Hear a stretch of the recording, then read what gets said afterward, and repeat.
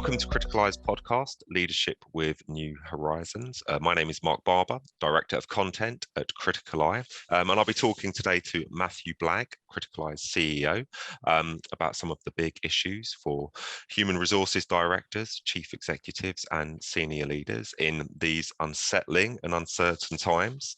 Hello, Matthew. How are you? I'm incredibly well, Mark. I'm looking forward to spring. Yeah, I think we all are, aren't we? It's not quite sprung, but it's hopefully here soon. It's chilly this morning, I will say. We've just had our HRD retreat, and I thought that would be a good starting point for us. So it's our first retreat of the year. Great to have a physical event and get everybody together. But yeah, I guess we'll talk about some of the themes to emerge from that. I guess as a starting point, what would be some of the sort of first impressions that you had of the retreat and things that stood out for you? I think that the exciting bit is to see the energy that comes out of bringing everyone together.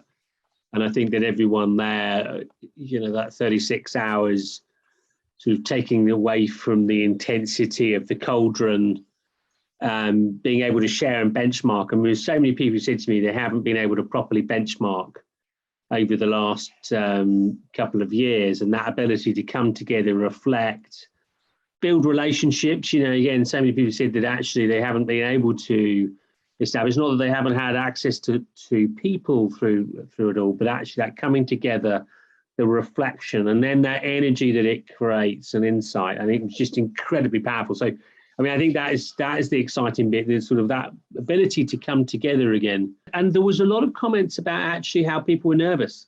Yeah. To show you that there's, as well, there is a sort of rekindling or remuscling that I think is going on a global stage, hopefully basis, because obviously every market's in a different place, but it reaffirms that there's a massive need. And there's a massive positivity there, but it is also a muscle that's got to be rebuilt. And it reaffirms the complexity. I mean, there's a lot of moving parts, and the intensity, I think, has been ratcheted up over the last 2 years.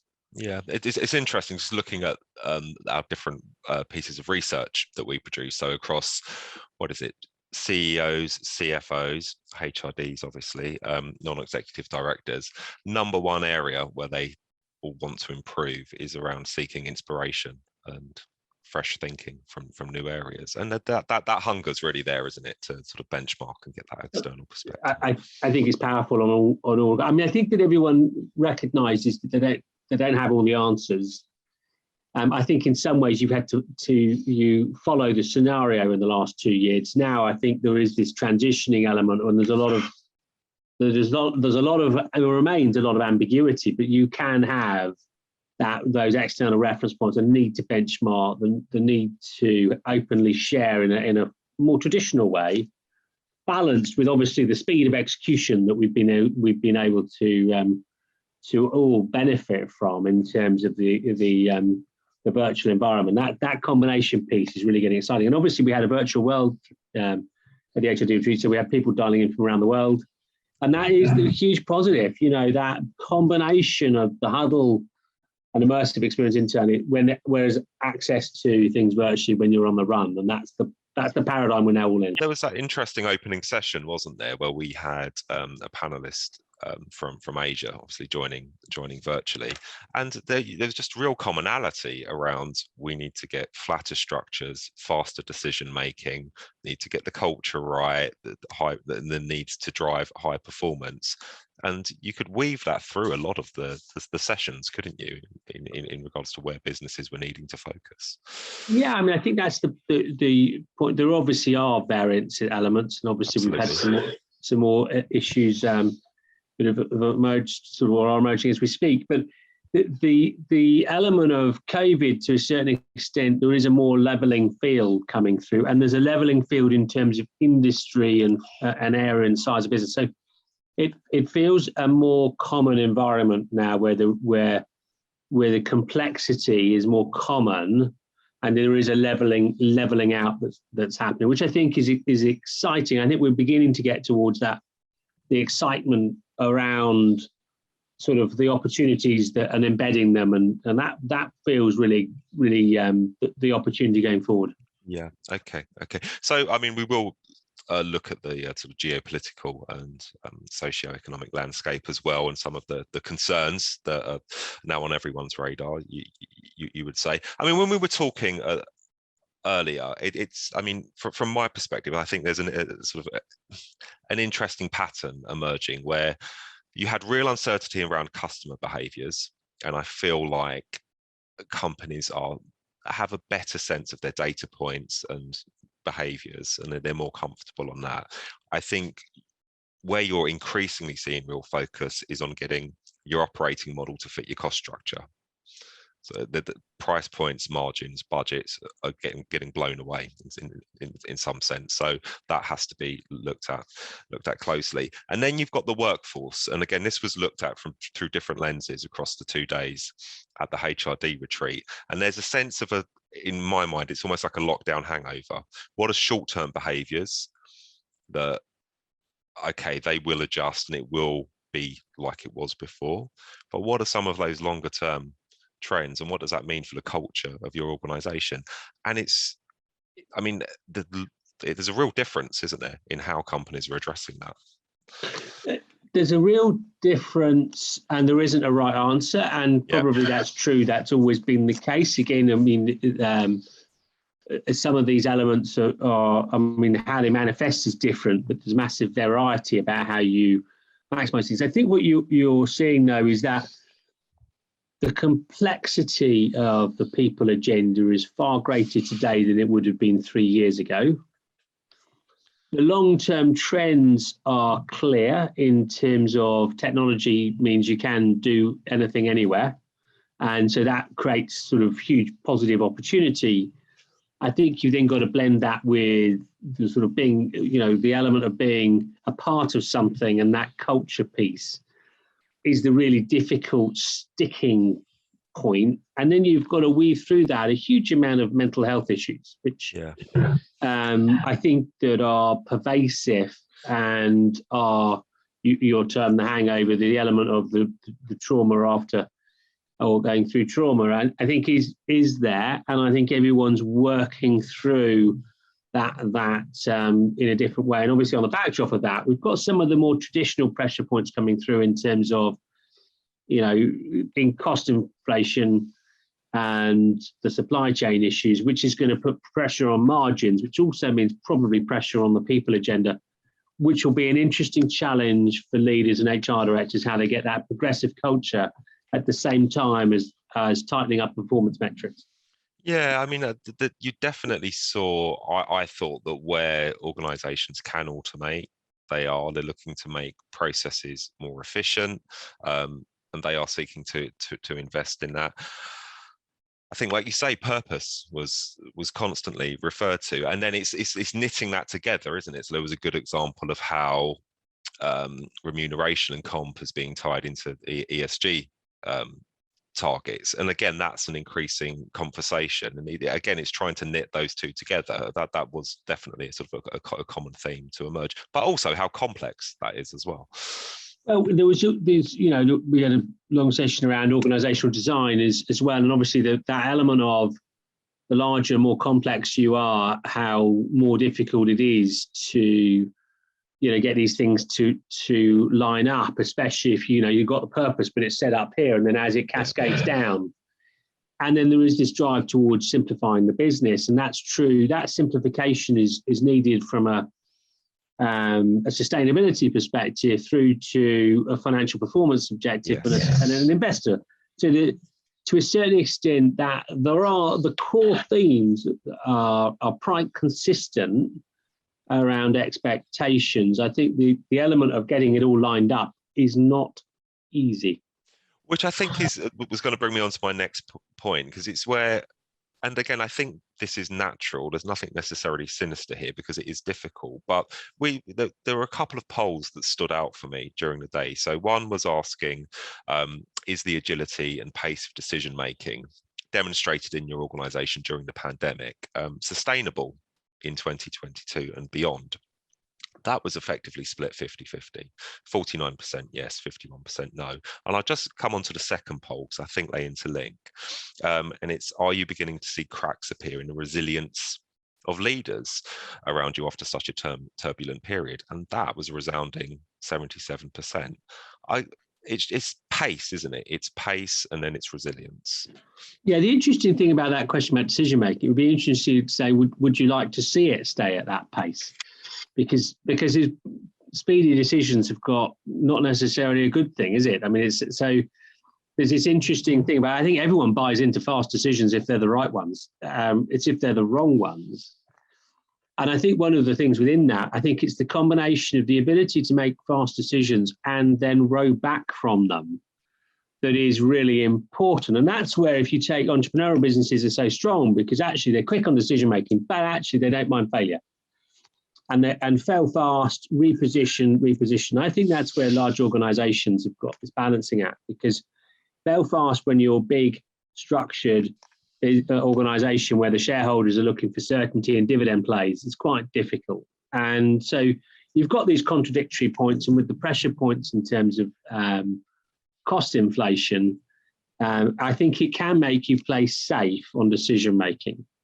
And I think understanding the complexity and how that decision rolls out in a different market, in a different jurisdiction, does, I think, naturally bring those decision makings back into a more complex environment. But that's a really difficult balancing act. Yeah, it is, isn't it? And again, I mean, as you were talking there, I was just thinking about how, I mean, you are seeing M&A transactions fall over, aren't you? And if you think around the narrative that you build around M&A, for that to happen, that can be quite difficult to manage internally. And I guess that's an example, isn't it, of where you do have to. Well, if you look across Criticaleye's work in terms of the executives that we work, I think that you can certainly see there's more complexity now and more nuance to the work that we're doing, where it shifts very fast, where, you know, yes, there's a business, there's divestment, there's a leadership, but actually then it falls over and you've got to rekindle and align. And I think it's that speed of movement is, I think, incredibly brutal. And as such, the need for different reference points, the need for fast change, that element for intellectual agility in your leadership team, I think, is essential. I think that curiosity now and the ability to think further around corners, I think, becomes really important. Yeah, and again, a point to emerge. And this should be true of any high-performing functional leadership, but it's debate, isn't it? It's having the debate, it's asking the difficult questions, but then also as an executive, making sure you're able to have conversations, maybe with a mentor, maybe with a peer outside of your organization, to be able to really think things through and maybe talk about stuff that you can't necessarily do in your own organization. Well, I think it's that sort of balancing of that trust piece, where you know, you need to have good challenge to have trust, but ultimately, you know, when your people are moving around more, it makes it more difficult to establish it. And I think that piece is really hard, and people's motivations are changing. You know, that element of what their expectations are is shifting. So it's a really interesting mix that I think comes through the people agenda. I think there was a really good debate around at the HRD Retreat about the fact that the people agenda is owned by everyone, and again, making sure that is the role of the HR director, to ensure that it's at the centre of that purpose, and it's not held within the function of HR. Yeah, I agree. And you can say the employee voice has increased, hasn't it, during this time? Well, there's no question. I think that the converse side to that is, you can argue any CEO knows that they're under more pressure, and they're more challenged than they ever were before. And I think that's a good thing. I mean, I think that you go into those roles and you expect it, and I think that your people have a right to be able to push and challenge, and they can now. And I think that's great. And I think that mature and competent organizations thrive in that environment. Yeah, I will come on to CEOs shortly. Just, there was another question, well, actually it was a word cloud that we put to attendees, and it was asking them to describe the energy levels within the organization. And so the size of the word increases, for those who don't know, according to the number of times a word is put into the chat function. And the two largest words were the energy levels were, the word was high, and then the other word of the same size was tired. That kind of sums it up, doesn't it? Well, it was interesting when you saw that, and you saw both those words build, and obviously around them there's that massive. So I think is that because when you unpick it that you've got these varying scenarios with individuals who have had a relatively benign environment, have benefited from them, and so in that sense that they've refreshed, and then another where they've had a pretty brutal time. It's sector dependent, isn't it? It's I think for some HRDs it has been brutal in terms of what, whereas others it's focusing on the growth agenda. There's an opportunity. The business is moving fast in a good direction. Well, I think it's not just sector dependent.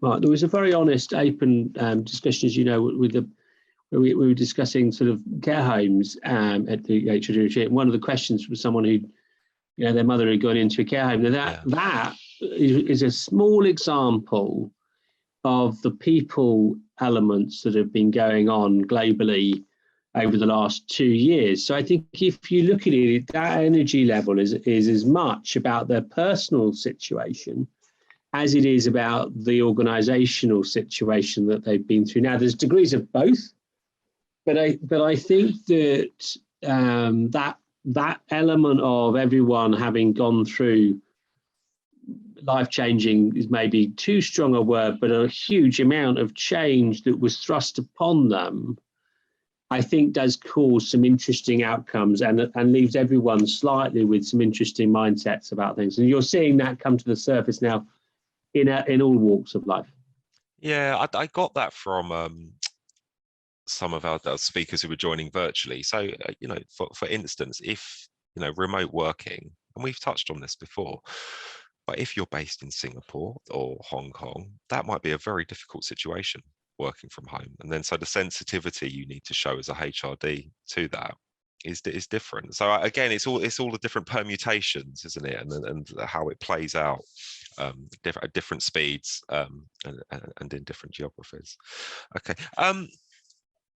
I suppose, and I wanted to move on to some questions around CEOs, but I did get a sense that the HRDs are very much in the thick of it. It's operational, but it's also strategic. They're key players, aren't they, in how businesses are now evolving and moving on. I think that there was a really good sort of, again, the HRD discussion around the relationship between the CFO and the HR director. Yes. And that alignment between people and numbers is just essential. And I think that the positive is there is more clarity about the need for them to be fully aligned. And I think that there's always been an awareness, but it's more visible today than it ever has been. So I think that bit's absolutely essential. I think, though, that so much does come down to the relationship between the HR director and the CEO. And I think that you also, that's the point that also resonated with some of the side conversations I had around the complexity in there between the dynamics of the chairman, the CEO and the CFO, and then where does the HR director or CPO sit within that? And I think that is so key to being able to be successful. And if you're not in the right place with that, it's pretty tough. Yeah, I do remember from a previous HRD retreat, there was a good description of like a strong strategic HRD will be basically keeping and understanding the rhythm of the business. Yeah, it's the tempo and the rhythm, and again, I think that's really been shown. I mean, on that CEO question, I mean, are you seeing CEOs coming under more pressure in this environment? Because I was taking a look at some of our NED research that's come out this week, and over 30% of chairs and NEDs are expecting to replace the CEO over the next 12 to 18 months.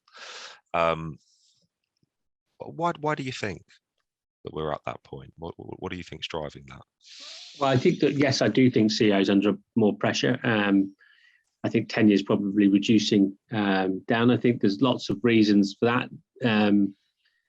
I think boards are changing faster. If you look at rotation on boards, I think there's a lot of change coming through, which I think is a good thing, and that creates different optics. I think that you've got CEOs who are situational. There's a degree of change. I think there's a number of CEOs who looking at it and feel that it's time to step out. I think that so you've got that natural change. It's a great time to go plural, and you're seeing a lot of people make life choices that are different to the ones before. I think conversely, we've got more technology embedded in the business models than ever before. So the skill sets that you're looking for as a board probably shift a little bit. And then you've obviously got the performance elements where you've got, for whatever reason, CEOs who might have been seen to have survived, but ultimately, are they thriving? And so the refreshment element, it's much easier to think I'll put someone new into the role to re-energize. So I don't think there's one element that comes through, but there's certainly more pressure on CEOs today than there would have been 3 years ago. I think that the inflationary pressure makes it, there's more scrutiny, and obviously the geopolitical stuff will only accelerate that. So it's a number of different things, but it is certainly an environment where the succession piece is very visible in the boards that we're working with and the executives we're working with, and the skills shift, I think, is more visible in all sides. It's interesting you say that, and I'm not sure you've had a chance to look at these, so this isn't pre-planned, but 41% say they expect it to be an internal appointment, right, which is up from 21% on last year, which does back this up, doesn't it? That they are looking at succession, they are looking within the organisation. I mean, that's positive, isn't it? So they're thinking longer term about the pipeline of talent within. Well, as you know, Mark, we're a massive believer in that internal succession should be key, and I think that should be through the organisation. What's the message through the organisation if everyone thinks that the top role will be found elsewhere? I mean, it's so that is exciting. I think that there is a need. I think you are also recognising that you've got to invest talent underneath the exco, because you've got to have stronger bench strength. I think that you are seeing faster movement of people, and so that need to invest and develop people is more visible today in the boardroom than it ever has been. It's that support, isn't it? And again, this to tie it into the HRD retreat when we talked about talent, that absolutely was the theme to emerge, wasn't it? It's okay. If you're thinking long term about your organisation, how are you looking at the leaders? How are you identifying them? How are you thinking about the diversity, the mix that you need? It does feel like that message is starting to land more. Well, I think that it's essential, and I think everyone knows that it takes time to build leaders. Yeah. And so you have to prepare, and I think that that need to continually refresh, and I think it's one of the areas that the board is very focused on. And I think that there is push on CEOs to make sure that they really are empowering people to come through, be given wider responsibilities to change things around a bit. And I think that's hugely positive. Yeah. I mean, it's absolutely with the work that we do, an area that we focus on. Okay. We touched on it at the start, and we've mentioned it a couple of times. The wider economic landscape. I mean, obviously, there's the situation in Ukraine, which is terribly sad and concerning. But in terms of that sort of wider geopolitical and socio-economic landscape, companies it's going to force companies, isn't it, to sort of look more tightly at their cost base and how they're planning for the future and where they're looking to invest. Are you seeing that happen already? Well, I think there's a number of things to point out here. And at the end of the day, if you take the HRD retreat started on the day that Russia invaded Ukraine, and so it was just evolving. It's too early to say what the implications will be, and I won't speculate on all of that. What you can state is that there were three core issues at the beginning of the year that were going to play out. One was the COVID element, the displacement of that, which was significant, which in any year would be a lot to cope with anyway. Secondly, the supply chain components were still in a mess, and that would be a difficult thing to cope with in any environment. And then the third thing is the inflationary pressures, which then would rolling into interest rate increases in most markets other than China. Well, those were there before, they're now probably heightened. So that does mean that the economic landscape will be choppier. You'll see, if you're on the markets, much more variance in terms of pricing. You'll see more risk associated with refinancing. We know several private equity deals have fallen over recently, which are linked to those things. Now, again, I'm not going to have a crystal ball, but I think as such, what was already going to be a tightening environment will be, that trend will probably continue. And so within that, there's huge opportunity, because obviously that every change creates different opportunities. It means that, again, the reinforcement of simplification of your business will only be even more focused. I think that the element of alignment through your organization is going to be more important, and the sense of purpose and being a part of something will be key. And so I think that the people agenda will be absolutely essential. And that so within that, I think it just reiterates the need for world-class leadership. Okay. Any final thoughts, Matthew? I'll wrap it up there, conscious of time. But no, I mean, I think that the point, which again, to reiterate from the HRD session last week, is that need for leaders to recognise their role in creating the future. And that's the exciting bit. That positive energy of empowerment is the bit that I think is really exciting for leaders over the next 12 months. And that's the bit that I think we've all got to focus on, Marc. Yeah, absolutely. I suppose just the other thing, like that, as you were talking, it's also, just to come back to that point we made at the start, it's you can see that there's a real hunger for leaders to put their heads up, look out, connect, meet with others, get new ideas, get inspiration. Obviously, it's always been there, but I think it is increasingly important, isn't it? And you really are seeing that. I think there's a danger when you go up through the organisation that you become more and more narrow in your mindset. And I think that's something that we should all challenge ourselves on. Curiosity is key, and the great leaders and leadership teams have curiosity embedded in them. And curiosity means they get access to all sorts of varying places. And I think that's going to be really, I think you'll see the difference more and more acutely in organizations that have that to organizations where they have very dogmatic approaches. I think that they'll struggle. I mean, I've heard a lot about the dangers of groupthink, and I think because you're more vulnerable and at risk as a business now with that, aren't you? So you do have to have those different perspectives and that diversity of thought. Well, I also think that you've got to be able to be fluid in how you approach things. I mean, in terms of, it is a very fluid environment. So you can't, I think executives who are look for exact scenarios, I think will find the ambiguity that we're in more difficult. And I think that ambiguity and the nuance is going to be very key for us all to be successful over the next few years. Okay. I will wrap it up there. I think I did overrun. But no, thank you, Matthew. And thank you to all of you for listening. I hope you enjoyed that. And please catch us for our next podcast on leadership with New Horizons. Thank you. Take care. Bye.